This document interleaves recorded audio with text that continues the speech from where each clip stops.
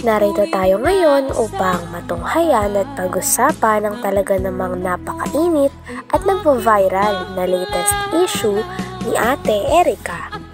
Sa pagpapatuloy nga ng ating istorya ay sinabi ni Kalingap Val na naroon siya sa bahay ni Ate Erica nang sa ganon ay linawin ang issue na nagaganap na nakakonekta din sa kung bakit hindi na natuloy ang pagpapabahay nila Kalingap Rab noon kay Ate Erica. Sabi nga dito ni Kalingap Val ay meron daw palang nanira kay Kalingap Rab kay Kuya June A, kaya naman binawi ang pondo at pera sa pagpapagawa ng bahay nila Ate Erica noon. Salip na si Kalingap Rab ang dapat magpatayo doon po sa pabahay kasi Kalingap Angels po bagayan. Dumating sa punto na binawi po ni John A yung pera. At yun nga po mga Kalingap, alamin natin yung pulot dulo para malaman din po natin sino po ang mastermind. Kasi po mayroon kami na lamang balita na siniraan po si Kalingap Rab. Siniraan siya para po mabago ang isip ni John A at kunin po yung pera. So, ito mga Kalingap, ito yung tita ni Erica. Gandang araw po. Ano pangalan mo, ate? Jeannie, pakiano yung mic lang sa ano. Yan. Tita nila Ate Erica ang in-interview ni Kalingap Val. At sa interview nga na ito ay nilabas ng tita ni Ate Erica ang kanyang saloobin daw, sapagkat ang tita ni Ate Erica ang nag-post ng video, kaya naman nalaman nila Kalingap Val ang issue tungkol kay Ate Erica. Pinost daw ito ng tita ni Ate Erica sapagkat gusto daw nilang linisin ang kanilang pangalan, lalo na ng kanyang mga papa at mama na nagpalaki kay Ate Erica sa social media, sapagkat may mga kumakalat nga daw na mga paratang sa kanila, katulad na lamang ng sinasabihan sila na parang mga gutom na aso at isang pitik lamang daw sa kanila ay talagang tumba na daw sila. Kaya naman nais itong linawin at linisin ang pangalan ng tita ni Ate Erica. Meron po. May asawa. Ano balak mo lahat? Yung buhay po ay tatlo. Ay dalawa, patangatlo pala na yun. Nakuha namin yung video doon sa upload mo ba yun? Ano ating dahilan? Bakit ka nag-upload ng gano'n? Kaya nag-upload po ako noon kasi yung nga po mga naririnig namin, yung mga text sa social media, ano po ako, gusto ko pong ano po sa tao, mga nakakakilala po sa amin kasi nakakahiya naman po, baga po. Gusto ko po linisin naman na hindi totoo yung mga paratang sa amin. Ano yung mga paratang sa inyo? Yung gaya po nung sinabi po sa amin, nag-text po sa amin na kami daw ay mga gutom na aso. Sino nag-text sa'yo niyan? Galing po yun sa mga grupo po ng e-lover. Tinext kayo? Oho. Ano pa yung mga Sabi pa ng lolo ni Ate Erica sa kanya ay meron itong mensahe na pinaparating kay Ate Erica.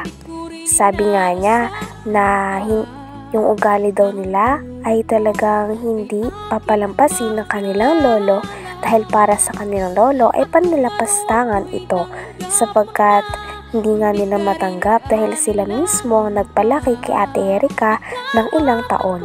Sila din daw nagpaaral at naghatid sundo dito kahit na ulan. Kaya naman daw hindi rin nila lubos maisip na talagang iiwan at pagtataksilan sila ng kanilang tinuturing na apo. Kaya napakasama nga ng loob ng lolo ni Ate Erica sa kanila, dahil nagawa nila na iwan nila ang nagpalaki at nagmalasakit sa kanila noong bata pa sila. Tinext kayo? Oho. Ano pa yung Nabasa ano pa yung mga kayong paratang? sabing isang pitik lang daw sa amin, kami ay tiklop na. Hindi ko alam po kung anong ibig sabihin po nun, yung mga ganun. Gusto ko rin po kasi linisin din po yung ano nung magulang ko. Hindi naman po sa yung mga sinalabas po nila na mga text na sabi, naghahabol kami sa pera. Hindi po. Pira nino ang hinahabol nyo? Yung sinasabi po nila, yung mga paratang po nila sa amin, yung mga okay. ganun. Kasi may mga trabaho naman po yung mga asawa po ng mga kapatid ko. Oo. Yun po. So ikaw po yung tita nila Erika? Opo. Okay. Sa ni Sheila May? Yun po. Ang alam ko kasi dito pumunta si Roel at nag-vlog. Di ba? Opo. Nung Nag-vlog siya umpisa dito? po. Opo. Sino ang binablog ni Roel dito?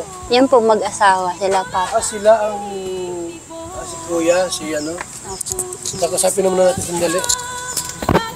Grabe na nga ang mga paratang at mga teletext ng ibang tao, pati na rin nila Ate Erika sa kanyang pamilya sapagkat ang kanyang pamilya ay nakaka-receive nga ng mga text na parang uhaw na uhaw daw sila sa pera, mga gutom na aso, kaya naman sobrang sakit nito para marinig ng tita ni Ate Erika galing sa kanya o galing sa grupo na tumutulong sa kanya.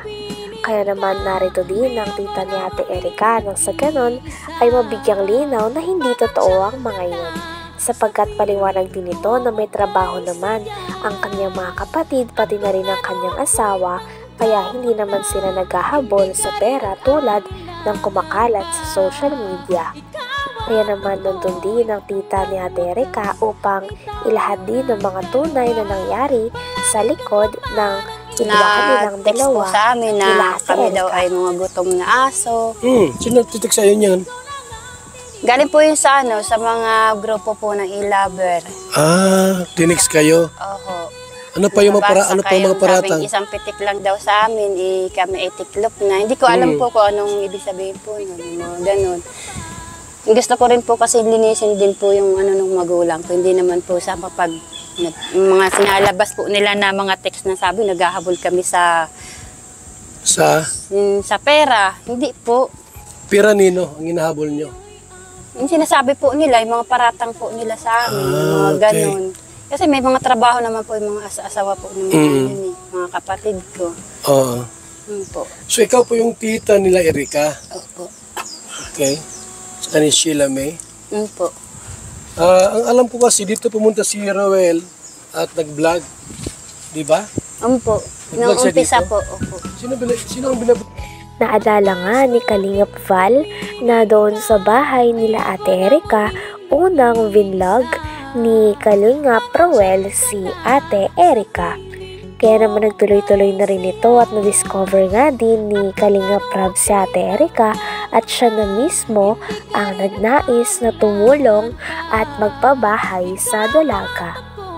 Ngunit kalaunan nga ay bigla itong nahinto at sabi nga ni Ate Erika ang dahilan nito ay dahil gusto niyang makapokus sa pag-aaral at hindi niya na rin gusto magpa-vlog. Ngunit ngayon nga dahil sa issue na ito, lumalabas na talagang hindi ganon ang nangyari. At nag-result nga ito ng hindwaan kay Ate Erika at sa kanyang pamilya. Kaya naman sobrang nagagalit at talaga namang nagtatampo ang lolo at lola ni Ate Erika sa kanya sapagkat iniwan niya ang mga ito noong natulungan siya ng isang negosyante na nagngangalan na June A. At tinawag pa nga ni Ate Erika ang kanyang pamilya lalo na ang kanyang lolo at lola na mukha daw pera. Kaya naman hindi ito matatanggap ng kanyang lolo dahil ang kanyang lolo at lola mismo ang nagpalaki sa kanya. Kaya naman talagang sobrang hindi ito katanggap-tanggap sa side ng lola at lolo niya na masabihan ng ganong bagay pagkatapos silang palakihin si Ate Erika at paaralin. Hanggang dito na lamang muna ang ating istorya patungkol sa nagbabaga at talaga namang napaka-trending at nag-iinit na issue ni Ate Erika at ng kanyang pamilya. Maraming salamat sa inyong panonood. Hanggang sa muli. Bye!